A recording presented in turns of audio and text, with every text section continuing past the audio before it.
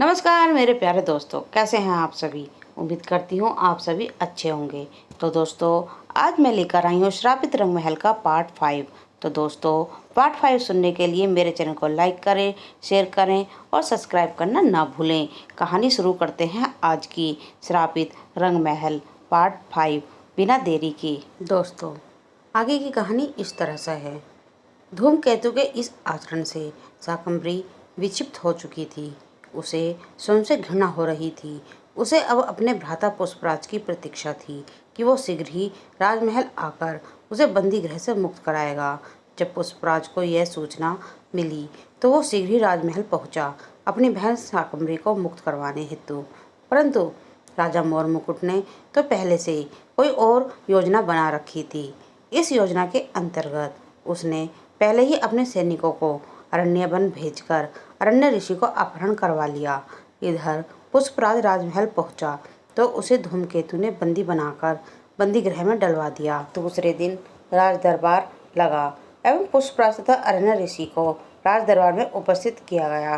तब राजा मोर मुकुट सिंह ने पुष्पराज से कहा, पुष्पराज, तुम्हें दंड मिलना निश्चित है। परंतु क्यों? पुष्पराज ने पूछा। तुमने अशोभनीय कार्य किया है एवं तुम दंड के भागीदार हो। राजा मोर मुकुट सिंह बोले, मैंने कोई अशोभनीय कार्य नहीं किया। प्रेम करना कोई अपराध तो नहीं। पुष्पराज बोला, किंतु एक राजकुमारी से प्रेम करना अपराध है एवं तुम्हें इसका दंड मिलना ही चाहिए। मोर मुकुट सिंह बोले, आपका जो जी चाहे मुझे दंड दीजिए, किंतु पहले ये बताएं मेरी बहन शाकंभरी कहाँ है। पुष्पराज ने पूछा। वो बंदी गृह में है। मोर मुकुट सिंह बोला, किंतु क्यों? वो तो निर्दोष है, उसने तो कोई अपराध नहीं किया। पुष्पराज बोला, उसका दोष केवल इतना ही है कि वह तुम्हारी बहन है।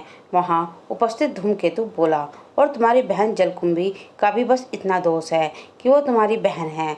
यदि वो साधारण कन्या होती तो तुम उसे ऐसे दंडित ना करते, है ना धूमकेतु? पुष्पराज बोला, ये वार्तालाप तो बाद में भी हो सकता है। तुम पहले ये बताओ कि अपने पिताश्री को मुक्त करवाना चाहते हो या नहीं। यदि उन्हें मुक्त देखना चाहते हो तो तुम्हें एक वचन देना होगा। धूमकेतु बोला, कैसा वचन? पुष्पराज ने पूछा। वो ये कि यदि मैं तुम्हारे पिता को मुक्त कर दूं तो तुम अपनी बहन शाकंभरी का विवाह मुझसे कर दोगे। धूमकेतु बोला। धूमकेतु की बात सुनकर अरण्य ऋषि अब और अधिक मौन न रह सके। वे बोल ही पड़े, कदापि नहीं। तुम पुष्पराज से ये प्रश्न क्यों कर रहे हो? शाकंभरी तो मेरी पुत्री है एवं मैं तुझ जैसे दुराचारी को अपनी पुत्री सौंप कैसे दूं? कहीं तेरी मति तो भ्रष्ट नहीं हो गई है जो तू ये प्रश्न पूछने का साहस किया? अरण्य ऋषि की बात सुनकर धूमकेतु बोला, ऋषि अरण्य, अब आपको क्रोध करना निरर्थक है। शाकंभरी का विवाह आप मुझसे करें या ना करें, परंतु कल पूर्ण रात्रि तो मैं उसके ही संग था। अत्यंत सुंदर है आपकी कन्या। उसने भरसक प्रयास किया स्वयं को सतीत्व बचाने का, किंतु दुर्भाग्यवश वो सफल न हो सकी। बेचारी अबला अंत में पराजित हो गई। जैसे अरण्य ऋषि ने धूमकेतु का कथन सुना तो वे स्वयं को रोक न सके एवं आवेश में आकर बोले, दुस्साहसी, दुष्ट, पापी, अधर्मी, ये तूने क्या कर डाला? मेरी पुष्प के समान पुत्री को तूने किसी कीट पतंगे की भांति मसल दिया। तुझे इस पाप का दंड तो भुगतना ही होगा। कौन देगा मुझे दंड?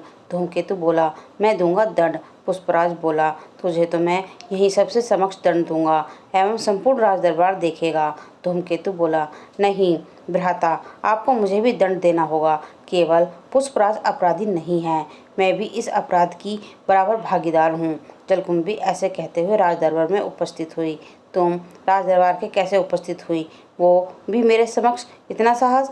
राजा मोर मुकुट सिंह की गर्जना थी। ये जो आपके पुत्र ने कल रात्रि किया, उस अपराध से तो यह अधिक नहीं। जलकुंभी बोली, तुम ऐसा दुस्साहस कैसे कर सकती हो? जलकुंभी मोर मुकुट सिंह से पूछा। वैसे ही जैसे कि जो दुस्साहस आपके पुत्र ने किया। उसने मेरी सखी का सतीत्व भंग करके अच्छा नहीं किया। आपको उन्हें भी दंड देना होगा। जलकुंभी ये कहते हुए रो पड़ी। दंड? तू मुझे दंड दिलवाएगी? ये ले। इतना कहकर धूमकेतु ने अपनी तलवार निकाली और उसने जलकुंभी का सिर धड़ से अलग कर दिया। यह देखकर समूचे राजदरबार के लोग मौन हो गए। पुष्पराज ये दृश्य देखकर पीड़ा से करहा उठा और धूमकेतु से बोला, नहीं नहीं जलकुंभी, हे ईश्वर, प्रेम करने का ऐसा दंड तुम कैसे निर्दयी भ्राता हो, तुम्हारा हृदय है या पाषाण। तनिक भी लज्जा नहीं आई तुम्हें ऐसा करते हुए। तुम्हारा और तुम्हारे पिता का भी ऐसा ही दंड निश्चित है। यदि तुमने शाकंभरी का विवाह मुझसे ना किया तो धूमकेतु बोला, तो ये असंभव है। हम दोनों पिता पुत्र प्राण दे देंगे, किंतु ऐसा कदापि ना करेंगे। अरण्य ऋषि बोले, तुम्हें ऐसा करना ही होगा। धूमकेतु बोला, हम दोनों ऐसा कदापि नहीं करेंगे। पुष्पराज बोला, ये तो आज रात्रि को तय किया जाएगा। सैनिक जलकुंभी के शरीर के दोनों भागों को काटकर वन में डालाओ। भूखे वन जीवियों को आज का आहार मिल जाएगा एवं इन दोनों पिता पुत्र को बंदीगृह में बंद कर दो। रात्रि रंगमहल के प्रांगण में तीनों को ले आना। और इतना कहकर मोर मुकुट सिंह राज दरबार से चले गए। सभी दरबारी भी एक एक करके चले गए, किंतु किसी ने इस अन्याय के विरुद्ध कुछ भी नहीं कहा। रात्रि हो चुकी थी। राजा मोर मुकुट के आदेश पर सैनिकों ने श्रापित रंगमहल के प्रांगण में पुष्पराज, अरण्य ऋषि एवं शाकंभरी को उपस्थित कर दिया।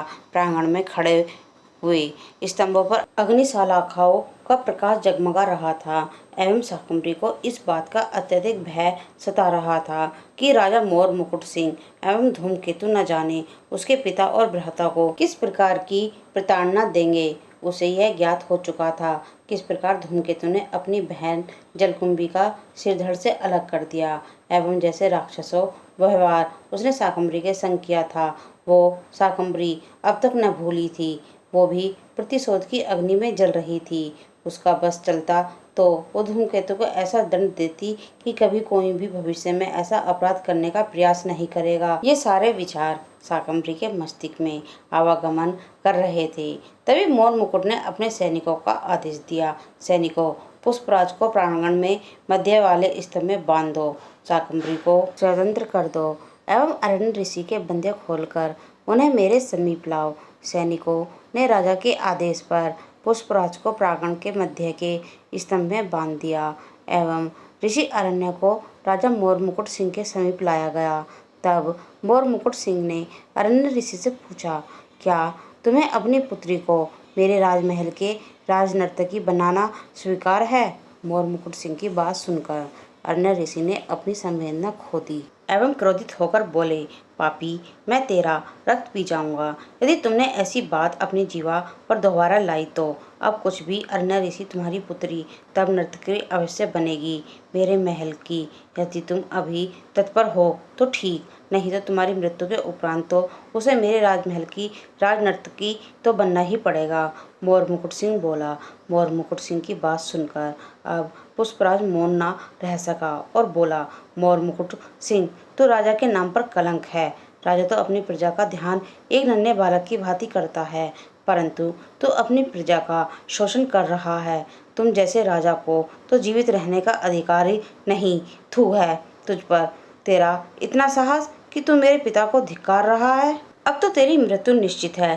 धूमकेतु बोला। अब शाकंभरी भी मौन न रह सकी एवं चीखते हुए बोली, धिक्कार तो तुझ पर है धूमकेतु, जो तूने मेरा सतीत्व भंग किया। तुझे मृत्यु मिलनी चाहिए। तू तो इस धरती पर बाहर के समान है। इतना पाप करके कहाँ जाएगा? ईश्वर को भी अब अपने इस कार्य पर लज्जा आ रही होगी कि तुझे उसने इस धरती पर क्यों भेजा। चुप कर तू, अब देख मैं तेरी क्या दशा करता हूँ। धूमकेतु बोला, जो करना है कर ले, मुझे अब तुझसे भय नहीं, पापी कहीं का। शाकंभरी बोली, तेरा इतना साहस, अब देख कि मैं क्या करता हूँ। इतना कहकर धूमकेतु ने तलवार निकाली और अरण्य ऋषि के हृदय में घोंप दी। हृदय में तलवार घुसने के पश्चात रक्त की धारा प्रवाहित होने लगी एवं ऋषि अरण्य धरती पर अचेत होकर गिर पड़े। कुछ क्षण में ही उनके प्राण पखेरु हो गए। इस क्षण के मध्य वहाँ केवल शांति ही शांति थी।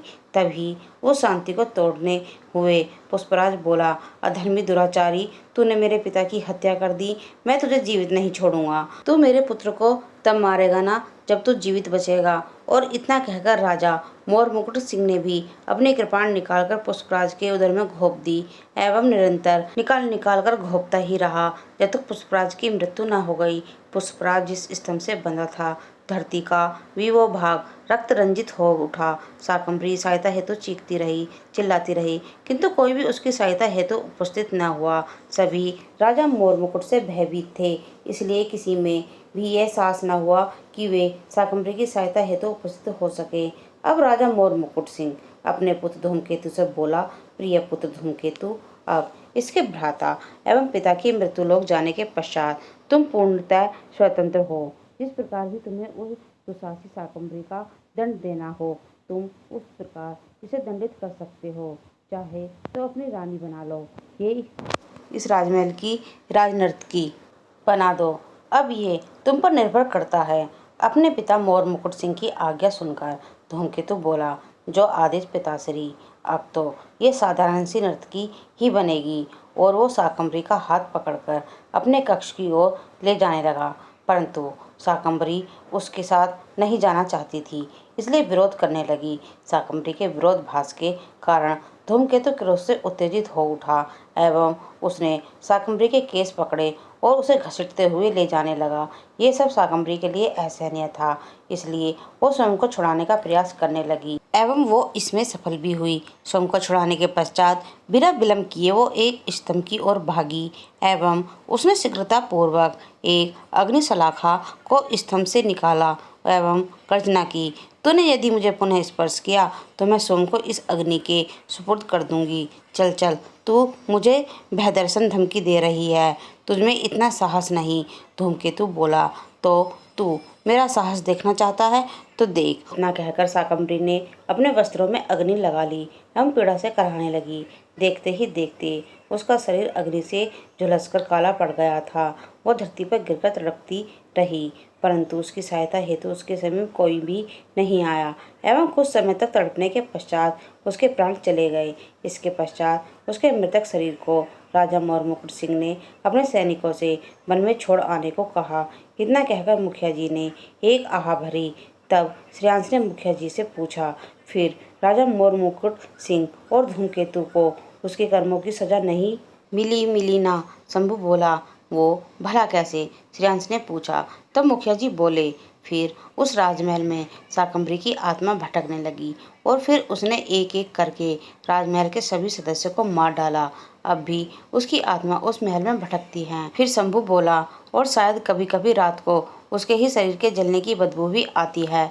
शायद वही बदबू ही आपने रात को महसूस की होगी। अच्छा, तो ये बात है। श्रेयांश बोला, हाँ चित्रकार बाबू, उसकी आत्मा भी नए लोगों को परेशान करती हैं, लेकिन कुछ दिनों बाद जब आपको पहचानने लगेगा तो परेशान नहीं करेगी। मुखिया जी बोले, इसकी क्या गारंटी है कि बाद में मुझे नहीं सताएगी? श्रेयांश ने पूछा। ऐसा ही है, जब मैं यहाँ नया नया आया था तो मुझे भी सताती थी, लेकिन अब नहीं सताती। शंभू बोला, तो ठीक है, अब देखते हैं कि आज रात को क्या होता है। और इतना कहकर श्रेयांश अपने काम में लग गया। तो दोस्तों, आज की मेरी ये कहानी यही समाप्त होती है। आपको ये कहानी कैसी लग रही है कमेंट में लिखकर ज़रूर बताएं। धन्यवाद।